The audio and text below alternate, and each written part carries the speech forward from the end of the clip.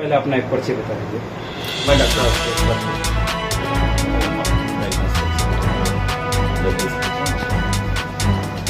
Doctor साहब, आज विश्व रक्तदान दिवस है, इसको लेकर क्या है?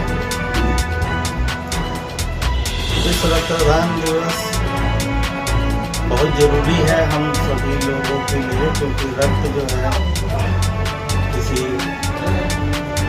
एक्सीडेंट से पीड़ित व्यक्ति के लिए, कुछ माँ होती हैं जिनके गर्भ में बहुत ज़्यादा कमी हो जाती है, जच्चा बच्चा दोनों जाते हैं उसमें। इसके अलावा बहुत ऐसे हैं हीमोफीलिया या किडनी के ट्रांसप्लांट वाले या कैंसर वाले, जिनको सप्ताह में एक बार दो बार रक्त की हमेशा आवश्यकता होती है, अदरवाइज उनकी ज़िंदगी खतरे में।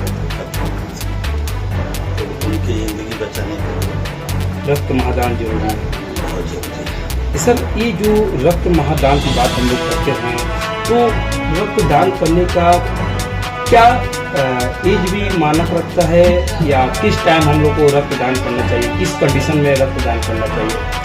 देखिए, रक्त तो बचपन से ही सभी व्यक्ति को बनता है। रक्त की एक जनरल लाइफ स्पैन होता है 3 महीना, 120 दिन।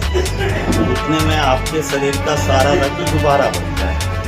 तो हर 3 महीने पे जो पुराने रक्त हैं वो रिप्लेस हो जाते हैं, जो शरीर का स्प्लीन और सब उसको तोड़ता है, और फिर जो आपके पेशाब का रंग पीला होता है वो रक्त टूटने से ही होता है, जो पुराने रक्त है खत्म होते हैं। तो रक्त एक सतत प्रक्रिया है जो बनती रहती है शरीर में।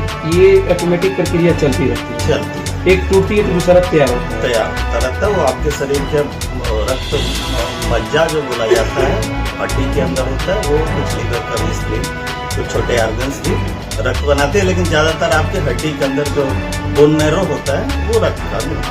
डॉक्टर साहब, हम ये जानना चाहेंगे कि क्या इसमें एक उम्र का भी बाउंडेशन होता है कि इस उम्र से आप रक्तदान कर सकते हैं? जब बच्चे का ग्रोथ का पीरियड है, ऑनसेट ऑफ प्यूबर्टी तक, तब तक देखा जाता है कि उसकी कुछ ग्रोथ में कोई असर ना हो, तो इसलिए 16 से 18 साल तक का एज को रोका जाता है कि हाँ यहाँ तक तो थोड़ी, लेकिन 18-16 साल के बाद ज्यादातर लोगों की ग्रोथ ऑप्टिमम पे होती है, तो ठीक है, वो रक्त दे सकता है। मैक्सिमम एज उसके बाद कोई लिमिट नहीं। अगर आपका रक्त हीमोग्लोबिन परसेंट ठीक है, तो 10 से ऊपर है, 11 से ऊपर है, और आपको कोई रोग नहीं है, तो आपको 6 महीने में एक बार हमेशा रक्त दे सकते हैं, वो आपका कोई दिक्कत नहीं करेगा। क्या सर, रक्तदान होने के लिए क्या हमें भी खुद स्वस्थ रहना कितना जरूरी है? नहीं, आपके रक्त से संबंधित कोई इन्फेक्शन नहीं होना चाहिए। जो ब्लड बॉर्न इन्फेक्शन होते हैं वो आपके शरीर में नहीं होना है। उस टाइम आपको बुखार ना रहे, औसम ना रहे, तो इन्फेक्टिव है, क्योंकि फिर उससे थोड़ा बहुत, और आप जो अभी ऐसे सब कोई जानते हैं कि STD, HIV या इस तरह का रोग आपको नहीं होना चाहिए। अदरवाइज हर व्यक्ति रक्तदान करे तो उसके शरीर में वो रक्त तो जो उसने दान दिया, तो वो तो मुश्किल से 1 महीने के अंदर फिर से बन जाता है। हम अपने शरीर में कौन कौन से ऐसी चीज है जो हम दान कर सकते हैं? रक्त ही सबसे बढ़िया है जो बाकी सब तो कोई भी दान जो अपने अंगों का दान करता है वो मरने के बाद नहीं करता है। जीवित अवस्था में किडनी ही एक दिया जा सकता है, किडनी और रक्त। हाँ।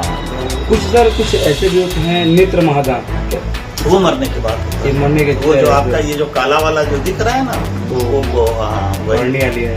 हाँ, वही। डॉक्टर साहब, जिस तरह बात की जाए, रक्त यदि हम लोग लगातार विनोद कर रहे हैं तो हमारे शरीर में क्या बदलाव होगा?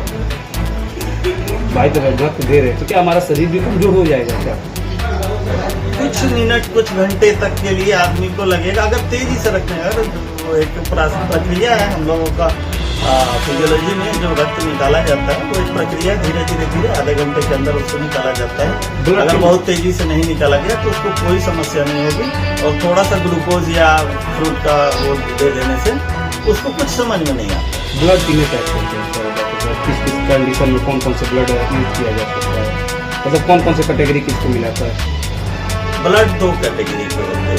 एक में या तो A एंटीजन होता है या तो B एंटीजन होता है, जिसे A या B कहते हैं। किसी में दोनों एंटीजन होते हैं, उसको AB बोलते हैं। और चौथा है जिसके अंदर कोई एंटीजन नहीं है, O 0, उसको O कहते हैं। पॉजिटिव निगेटिव वो रिएक्ट फैक्टर। तो वही ब्लड दो प्रकार नहीं होते हैं, आज सभी लोग नहीं विश्व रक्तदान दिवस के अवसर पर क्या बलियावासियों के लिए संदेश रहेगा? जानते। रक्तदान महादान करते रहिए। करते रहिए। ठीक सर, बहुत बहुत धन्यवाद सर।